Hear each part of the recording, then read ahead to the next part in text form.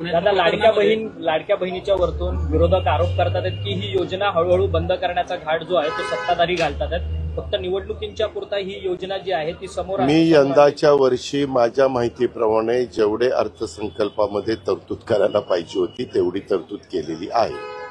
ज्यावेळेस असं काही घडेल त्यावेळेस तो प्रश्न विचारा, आता घडलंय का नाही घडलं, आम्ही ती योजना चालू ठेवणार आहे हे आम्ही सर्वांना सांगतोय आणि ती चालू ठेवली। खरं तर पण नमो शेतकरी योजना जी जे लाभार्थी आहेत महिलांना फक्त 500 रुपये दिले जाणार, त्याच्यावरतून विरोधक मात्र आक्रमक झालेत, म्हणतात की जिथे 500 रुपये दिले जाणार म्हणजे त्यांना नमो शेतकरी योजनेच्या अंतर्गत त्यांना 1000 रुपये मिळतात आणि आता लाडकी बहीण योजनेकडून त्यांना फक्त 500 रुपये दिले जाणार। अशी संख्या जी आहे ती 8 लाखाची। आमचं म्हणणं आहे की त्यामध्ये कुठल्या तरी एका योजनेचा लाभ घ्यावा। मग त्यांनी इकडची योजना जी आहे राज्य सरकारची ती 500ची केंद्राची ती त्यांना मिळेलच। केंद्राच्या योजनेचा आणि राज्य सरकारचा अर्थार्थी काही संबंध नाही, कारण मोदी साहेबांनी ती देशातल्या शेतकऱ्यांना दिलेली योजना आहे।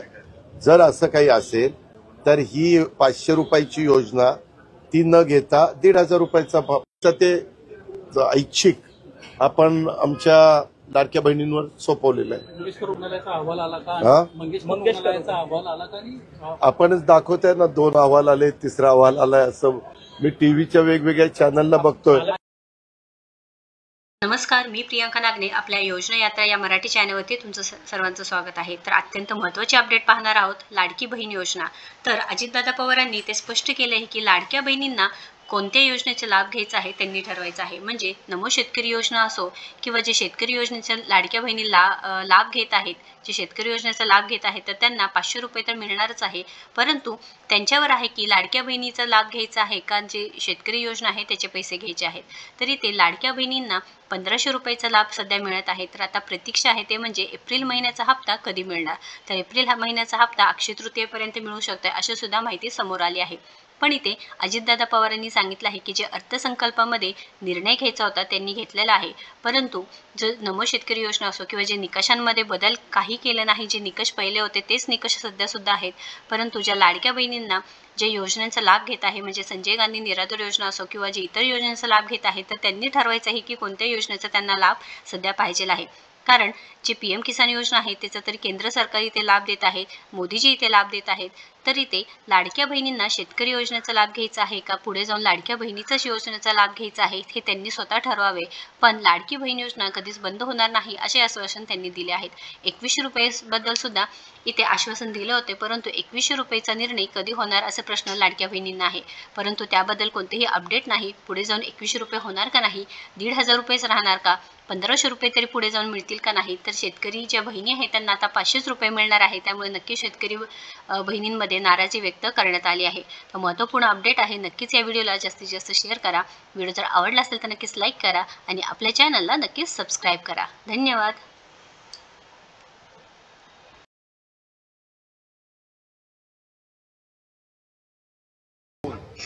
त्यांना उद्योगामध्ये कुठं ना कुठं रोजगार मिळाला पाहिजे।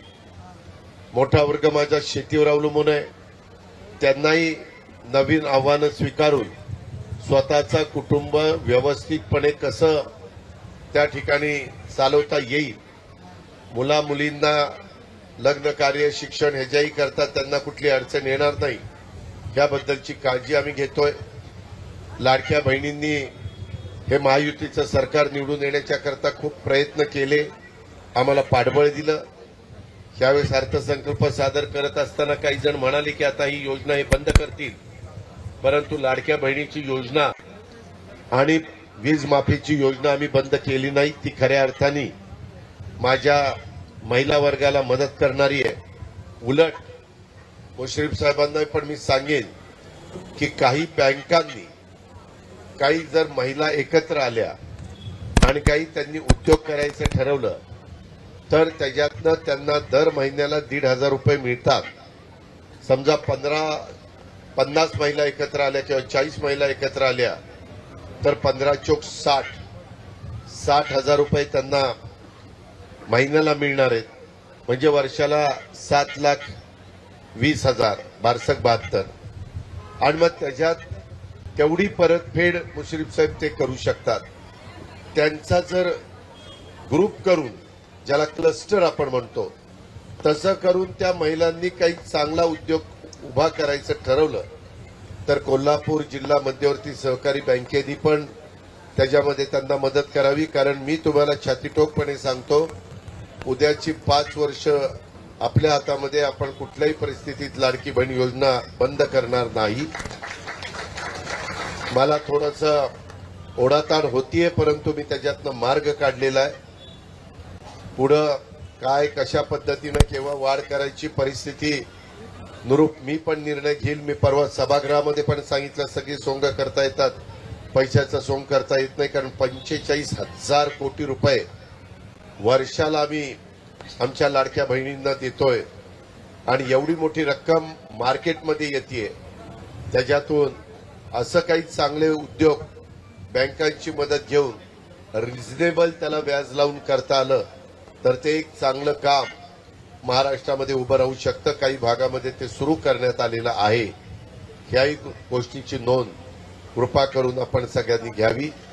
बोलण्यासारखं बरंच आहे, परंतु माझी पुढची 4:30ला मीटिंग असल्यामुळं आणि त्याच्यानंतर इथं ज्या खो खोच्या स्पर्धा झाल्या